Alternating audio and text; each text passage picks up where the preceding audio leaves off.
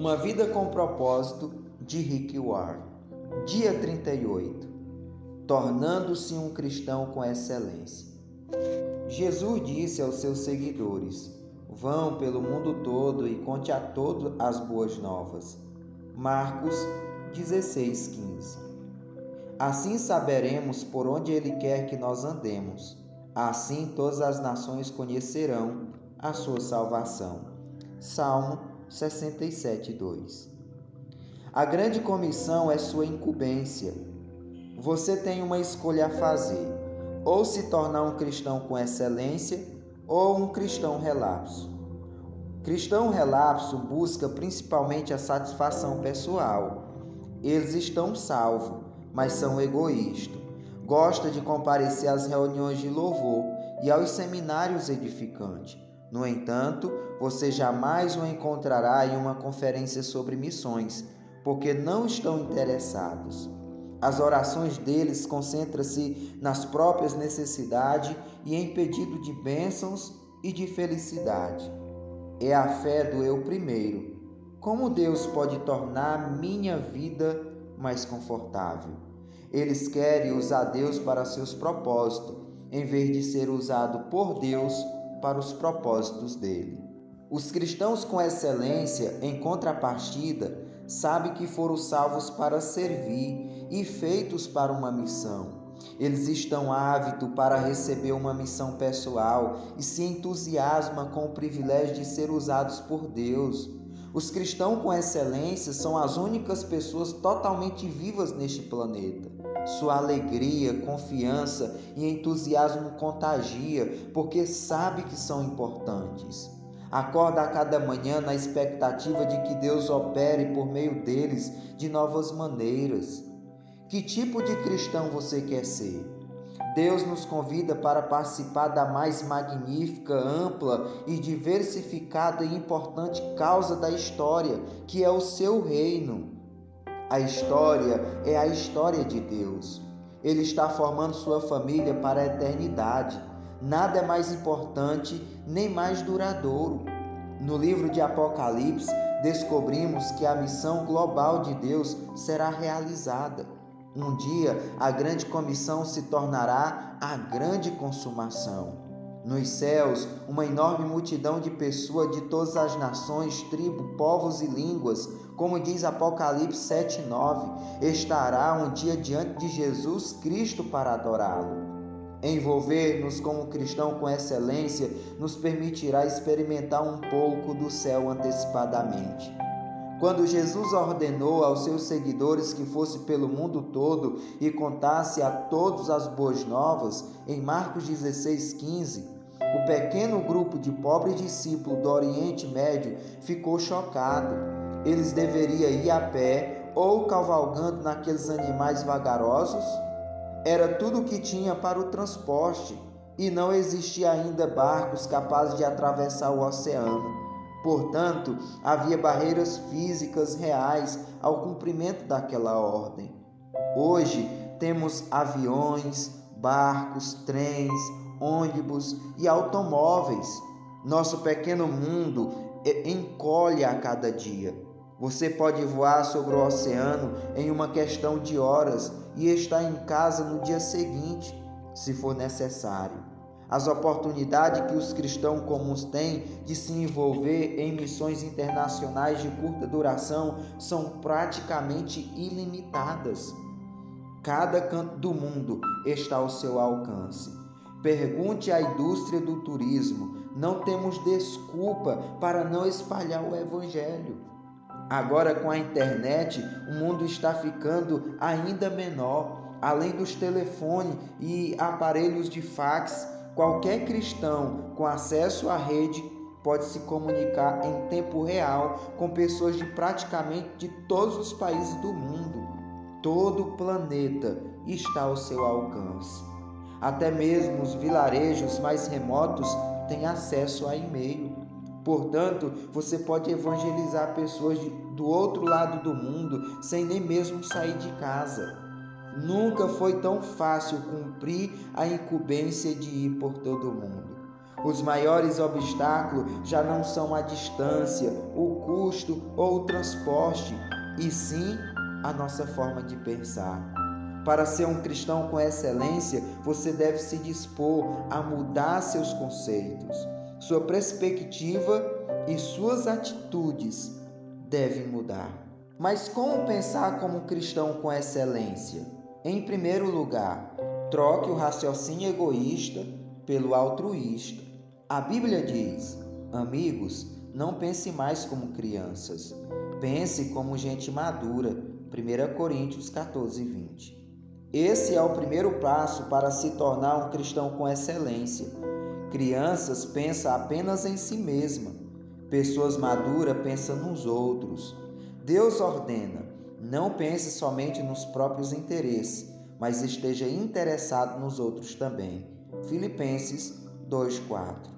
É claro que essa é uma mudança de mentalidade difícil de ser realizada, pois somos naturalmente egocêntricos e quase toda a publicidade hoje nos incentiva a pensar em nós mesmos. A única forma de alterar esse padrão é nos tornar dependentes de Deus a cada momento.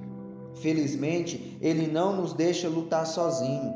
Deus nos deu o seu Espírito, por isso não pensamos como pensam as outras pessoas deste mundo. 1 Coríntios 2:12. Comece pedindo ao Espírito Santo que o ajude a pensar nas necessidades espirituais dos não cristãos toda vez que falar com um deles. Com a prática, você poderá desenvolver o hábito de orar silenciosamente, nada além de um sussurro pela pessoa com quem você vai se encontrar. Diga: Pai, ajuda-me a compreender o que está impedindo essa pessoa de te conhecer. Seu objetivo é verificar onde os outros se encontram na jornada espiritual, fazendo então todo o possível para levá-los a conhecer a Cristo. Você aprende a fazer isso adotando o método de Paulo. Não penso no que seria bom para mim, e sim no que seria bom para muitas pessoas, de modo que possam ser salvas. 1 Coríntios 10:13.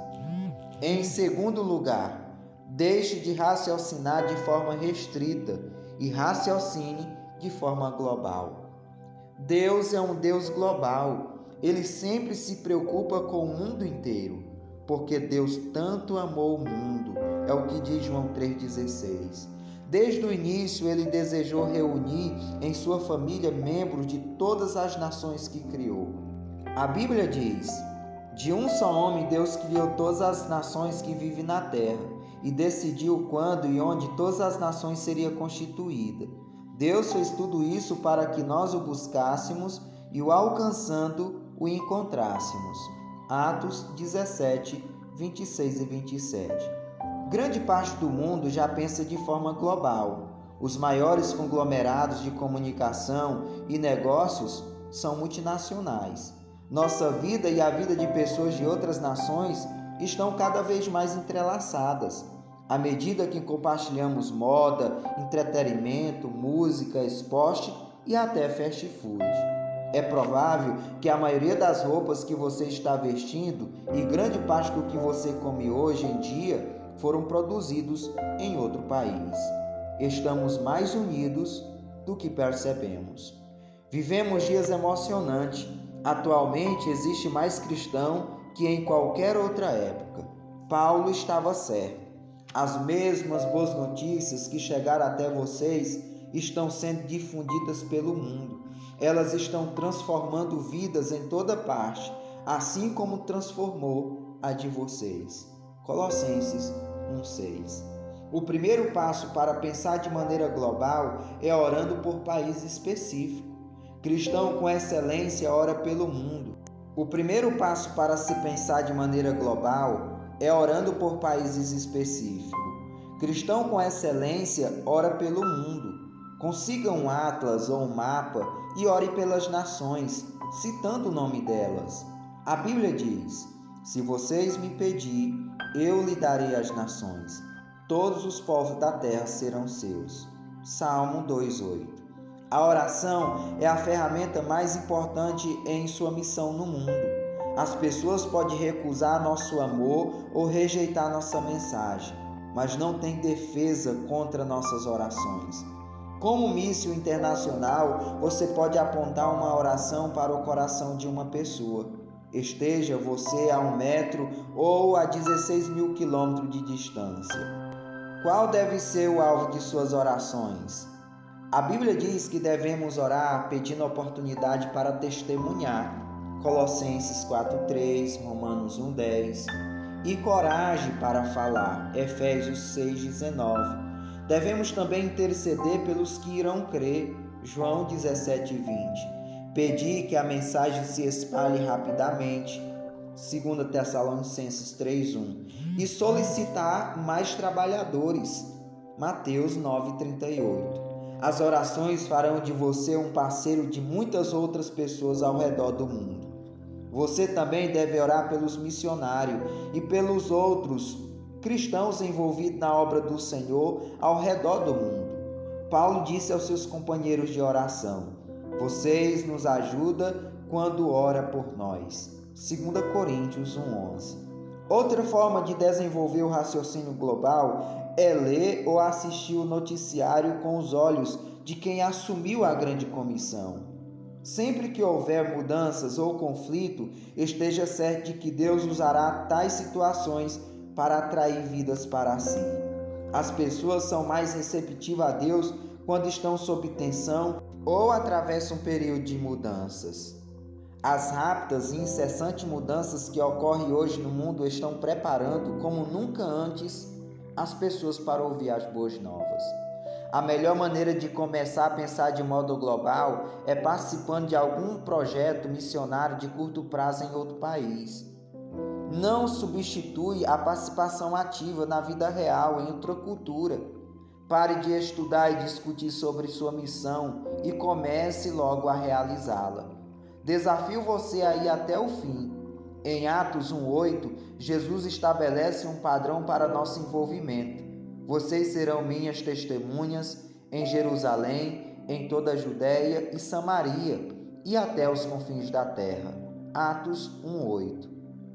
Seus seguidores teriam de alcançar sua comunidade, Jerusalém, seu país, Judéia e outras culturas, Samaria, e outras nações até os confins da terra. Observe que nossa comissão é simultânea, não consecutiva. Embora nem todos os cristãos tenham o dom de missões, todo cristão é chamado a participar de uma missão relacionada com os 4 grupos de alguma forma. Você é um cristão nos moldes de Atos 1:8? Estabeleça uma meta para participar de um projeto missionário direcionado a cada um desses 4 alvos. Insisto em que você poupe dinheiro e faça o que for necessário para participar de uma viagem missionária de curto prazo ao exterior, o mais rápido possível. Quase todas as organizações missionárias podem ajudá-lo nisso.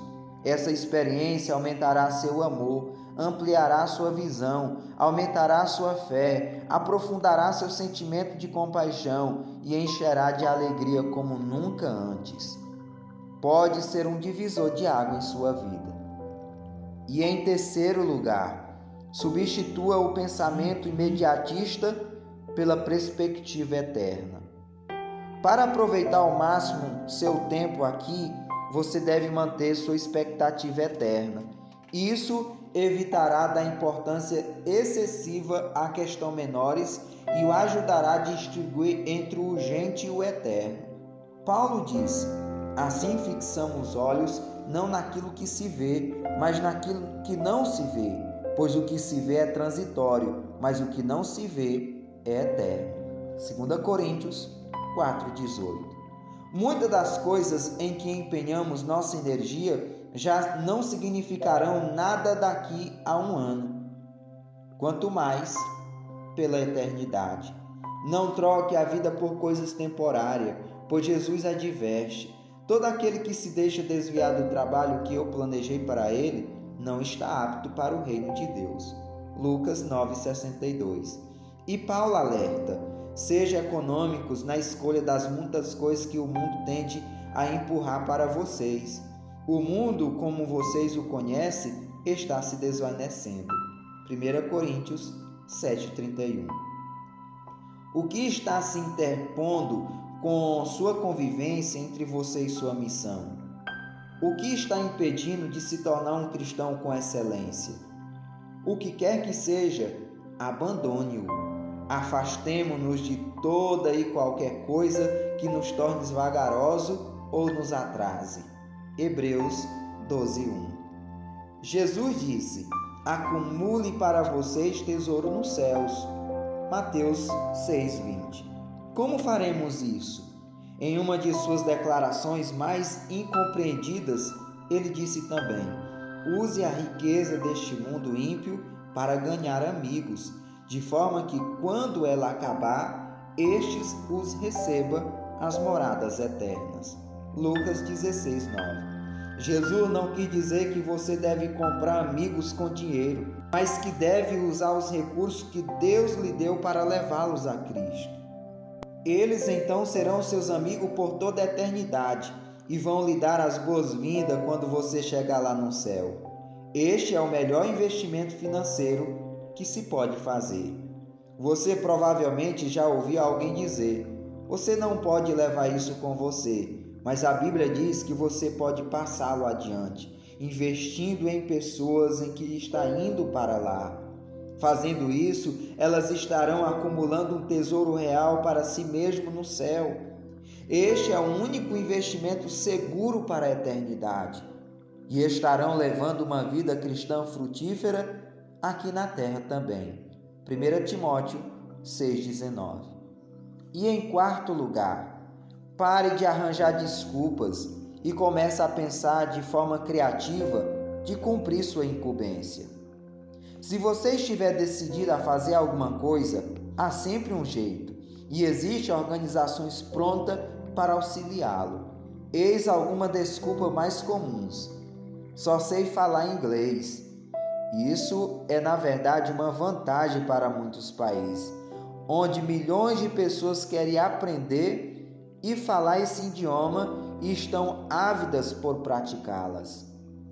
Mas uma desculpa é: só sei falar em português. Talvez você viva na realidade de um país que a língua predominante é o português. Outra: não tenho nada a oferecer. Sim, você tem. Cada habilidade e experiência em sua formação pode ser utilizada de algum modo.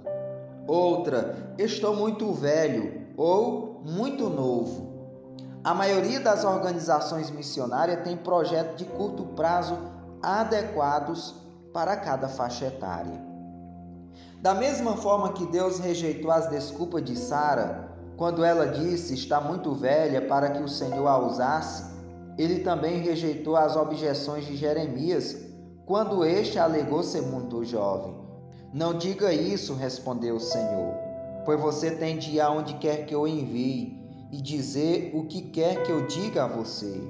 Não tenha medo do povo, pois eu estarei com você e cuidarei de você. Jeremias 1, 7 e 8. Pode ser que você acredite ser necessário um chamado especial de Deus e esteja esperando alguma sensação ou uma experiência sobrenatural. O Senhor, porém, já rejeitou esse chamado repetidas vezes. Somos todos chamados para cumprir os 5 propósitos de Deus para a nossa vida: adorar, ter comunhão, tornar-se semelhante a Cristo, servir e sair em missão com Deus pelo mundo. Ele não quer usar apenas alguns no meio de seu povo. Ele quer usar todos. Somos todos chamados para participar de uma missão para Deus. Ele quer que a igreja inteira leve o evangelho integral ao mundo todo. Muitos cristãos deixam passar os planos de Deus para a sua vida porque nem ao menos perguntaram a ele se os queria servindo como missionário em algum lugar. Seja por medo, seja por ignorância, automaticamente fecharam a mente à possibilidade de servirem como missionário residentes em outra cultura. Se sua tendência é dizer não, Reexamine todos os diferentes meios e possibilidades disponíveis. Você vai se surpreender. E ore, perguntando seriamente a Deus o que Ele deseja de você nos próximos anos. Milhares de missionários residentes são desesperadamente necessários neste ponto crítico da história, com tantas portas escancaradas como nunca antes. Se quer ser semelhante a Jesus, deve amar o mundo inteiro. Você não pode se dar por satisfeito apenas com a conversão de sua família e de alguns amigos. Existem mais de 6 milhões de pessoas no mundo e Jesus quer encontrar todos os filhos perdidos. Ele disse: somente aquele que põe de lado a sua vida por minha causa e por causa da boa nova é que saberão realmente o que significa viver. Marcos 8,35. A grande comissão é sua incumbência e fazer parte é o segredo para uma vida que realmente vale a pena. Dia 38. Pensando sobre meu propósito de vida. Tema para reflexão: a grande comissão é minha incumbência. Versículo para memorizar: assim saberemos por onde Ele quer que nós andemos. Assim, todas as nações conhecerão a salvação. Salmos 67:2. Pergunta para meditar: que providências posso tomar a fim de me preparar para a experiência de uma missão de curta duração no próximo ano? Reflita e até o próximo áudio.